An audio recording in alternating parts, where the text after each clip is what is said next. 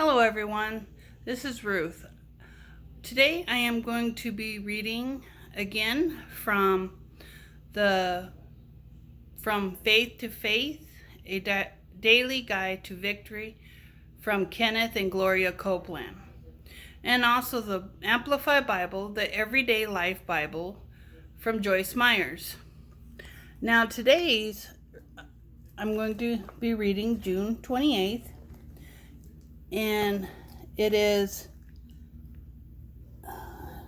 well, you guys can't see it's backwards, but Vive la Differences, I think is how you spell it. If one prevail against him, two shall withstand him, and a threefold cord, is not quickly broken, and that's in the Ecclesiastes, I think is how you say it, but I'm not sure. The Ecclesiastes, chapter 4, verse 12. And it goes on to say, there's power in unity. The devil knows that. That's why he continually fighting it. He takes the difference between us, difference God puts there to make us stronger, and try to use them as a wedge to drive us apart. Take men and women for an example. He deceived us into fighting about which one is superior over the other. But I could settle that argument right now. Women are superior to men. If you don't believe that, you boys try having a baby. But then, men are superior to women. If you don't believe that, you women try having one without us. Try having a baby without us. It's nice, isn't it? It's the differences combine to make us stronger. People have even argued that whether God is male or female, but the Bible itself tells us he's both. That's right. In the Hebrew language, all words have gender. They're either male or female. Both the Hebrew word Jehovah is both masculine and feminine. He's as much female as he is male, and as much male as he is female. Originally, mankind was that way too. When God first made man, he was as much female as he was male. Then God separated the female part out and made woman, or the man with the womb. After that, man and woman had to come together to be perfectly whole. That's still true today. For an example, when he puts together husband and wife teams, he often puts people together who have major personality differences. Where one is weak, the other is strong, and vice versa. So when they become one, they're more powerful than they ever were apart. There was a time when I didn't understand that. I got aggravated with God for calling me a wife who didn't care for so many things like I liked. But I finally realized God knew that. God knew what he was doing. If he'd given me a woman who was as nuts about flying as I am, he would have spent the rest of our lives in the clouds. We wouldn't be preaching the word. We'd be in some silly air show flying upside down, the Copeland team or something. Do you have people in your life who are irritatingly different from you. Don't let the devil use those differences to drive you apart. Thank God for them. Let Him teach you how to appreciate them. Let Him show you just how powerful you can be together. Now, scriptures is from Ecclesiastes chapter 4, verses 9 through 12. And in the Amplified Bible of Joyce Myers, it goes, "Two are better than one because they have a more satisfying return for their labor. For if either of them falls, the one who will lift up his companion. But woe to him who is alone, but he falls and does not have another to lift him up. Again, if two lie down together, then they keep warm. But how can one be warm alone? And though one can overpower him who is alone, two can resist him. A cord of 3 strands is not quickly broken." Now, in that being said,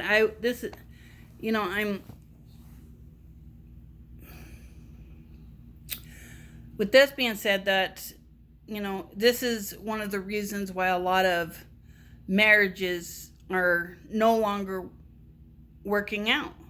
Now, I'm 42 and I've been married to my husband for 19 years. Sorry, I had to think about it. But 19 years. And we had our ups and downs, and before I found God, it was rough. We had a very rough marriage, and we kind of took a lot of slopes. But with this being said, God had made sure I stayed with Him and stayed strong in with it. But a lot of people divorce over money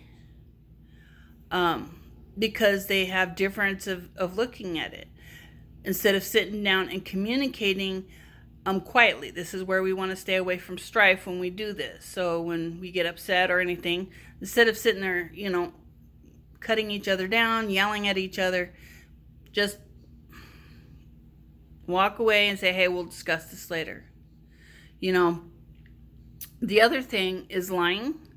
If you are doing something that you're going to end up hiding from your husband or your wife, really question yourself if you even should be doing this. Just because you guys are married and united as one does not mean that you guys have to be alike. You guys learn each other, and yeah, there's going to be things that's going to irritate you and stuff. But those are little things are the things that you should appreciate. And sometimes, yes, you're going to be irritated. There's no way getting around that. But it's how we deal with it makes a huge difference. We want to come from a loving and kindly. Even sometimes we may not even have to say anything. And I think with that being said, I think a lot of kindness will come and go a long ways with this. There's people who cheat. Well, when we cheat, you're not only deceiving your wife or your husband, but you're also deceiving the other person. Now, you don't want your marriage ruined. Well, you can't go off and have a relation with another person. You need to stay focused. Another issue is addiction, not only to pornography.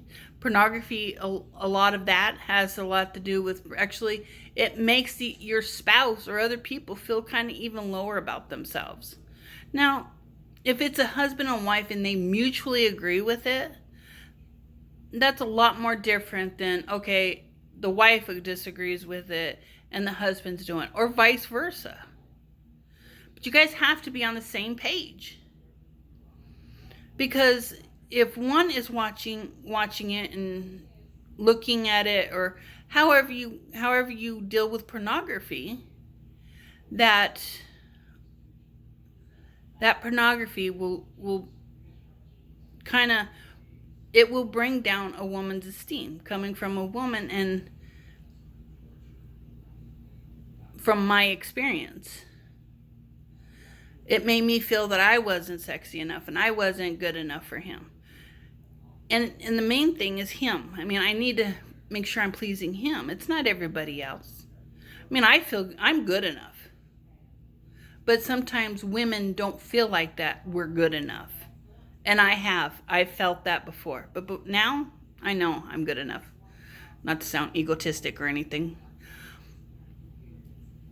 And that's same with men. Women can go off and they can look at pornography and all that stuff and watch pornography. It can bring a man's esteem down too. Like they're not taking care of them. Or are they not working? Are we not satisfying you? So we want to make sure that we make sure our loved ones are taken care of. And this is the way Satan takes care of and puts division in between all of us. But when you guys are strongly hold and you have the word of God in your guys' marriage, then it will keep strong. It will keep hold. Pray. If you have problems with your husband, pray over your husband. If you have problems with your wives, pray over your wife. If you're having problems with even parenting, ask God to sync any of these things, and you guys come to an equal agreement with something.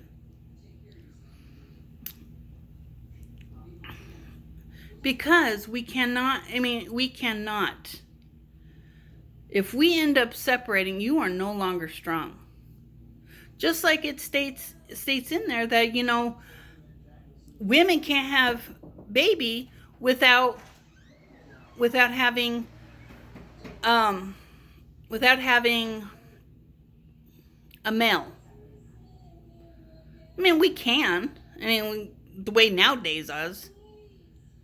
And even at that, you still have to have a male. You got to have, when you do artificial simulations, that it still comes from a male. And you got to have that. So us women, that's one of the things that we need to help a male have a child. So they can not only plant it into our bodies, we grow it, and in our tree, as our family grows, it stays strong, just like a tree. As long as the tree is healthy, it grows stronger. Now, there's going to be times that even wives nag, men, they nag. But when you want to get away from them, do not leave the house, because with that anger, because it gives Satan an opportunity for you to do things that you're going to regret. Like cheating, maybe even doing drugs, maybe drinking. So, you look at it as don't put yourself in an opportunity where you're going to end up doing something that you're going to lie, cheat, be deceitful in any way, even hiding money. Money is a form of deceit too. You want to have open and honesty within your marriage. We cannot work as long as we don't work together. So as a marriage, to hold tight, you have to be strong. So when you guys are strong, just like with one of those thick ropes that you have strands that are just kind of braided together. Well, if you kind of braid them together, one is holding strong with the other. So it makes it even stronger. So I ask you today that really take a good look at your guys' marriage. Or your even couple. It doesn't have to be just a marriage. It can also be a couple that is in a serious relationship. Really look into it. Really think about your guys' marriage. I am not saying to leave or anything else, because you don't. Satan loves division. And that's why there's so much divorce, because even it states in the Bible that the more, as the world goes on, time goes on, Satan is going to try to continue to take over the world. And there's more divorces nowadays than they were in the later times. So we want to maybe pray. Have that relationship with the Lord. Have the Lord in the center of your guys' marriage or relationships. Ask God to bring that together. Bring you guys closer. Even if you think everything's perfect, you put God in the center and it can be even stronger. But so that's what it was today, is about we don't want any kind of divisions. To sum this all up and everything, stay away from anything that's going to end up lying or being deceitful to your spouse. We don't want Satan coming in between our marriages and him winning. So I'm leaving this off. I'm done, and I want everyone to have a God bless day, and bye.